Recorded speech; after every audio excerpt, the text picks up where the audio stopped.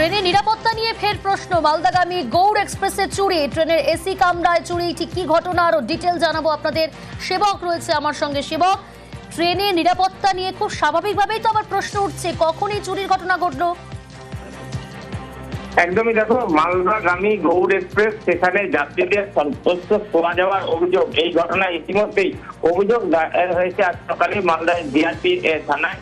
মূল যে অভিযোগ উঠছে যে শীতাতপ নিয়ন্ত্রিত যে দ্বিতীয় শ্রেণীর কামরা এসি টু টায়ার সেখানে যাত্রীরা সফর করছিলেন। সে সময় অন্তত 6 থেকে 7 জন যাত্রী যাদের ব্যাগ, মোবাইল ফোন, নগদ টাকা এগুলি খোয়া গিয়েছে, এমনটাই কিন্তু অভিযোগ তোলা হয়েছে যাত্রীদের তরফ থেকে। এবং ইতিমধ্যেই পুলিশ তদন্ত শুরু করেছে। যাত্রীরা যেটা দাবি করছেন যে ভোর রাতে তারা দেখেন ফারাক্কার কাছে সেখানে অবাঞ্ছিত বা বহিরাগত কয়েকজন তারা ওই ট্রেনে ঢুকে পড়ে।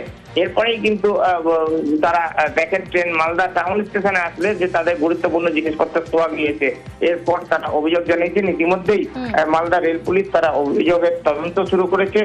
তবে এখনো পর্যন্ত এই ঘটনায় খোয়া যাওয়া জিনিস উদ্ধার হয়নি। আর রেলের নিরাপত্তা নিয়ে প্রশ্ন উঠছে, কারণ শীতাতপ নিয়ন্ত্রিত কামরা, এখানে এটা কিন্তু যথেষ্ট নিরাপত্তা থাকা প্রয়োজন।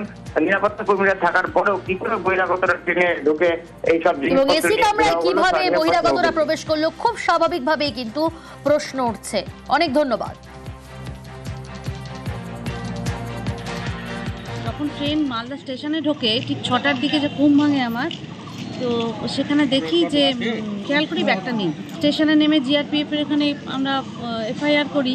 যখন এফআইআর করতে যাই তখন দেখি আমাদের সাথে সাথে আরও 6-7 জন, তাদেরও একই রকমভাবে কারোর হ্যান্ডব্যাগ, কারোর মোবাইল, এই ধরনের ঘটনা বারবার ঘটাটা খুব একটা ভালো নয় আর কি। যাত্রী সুরক্ষা তাহলে কোথায়?